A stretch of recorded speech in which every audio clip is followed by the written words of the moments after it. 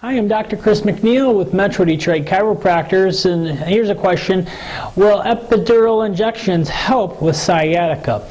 Well, there's different phases of healing. There's the inflammatory phase in the first 72 hours, and definitely medications along with ice and other analgesics can help relieve some pain in that phase of care.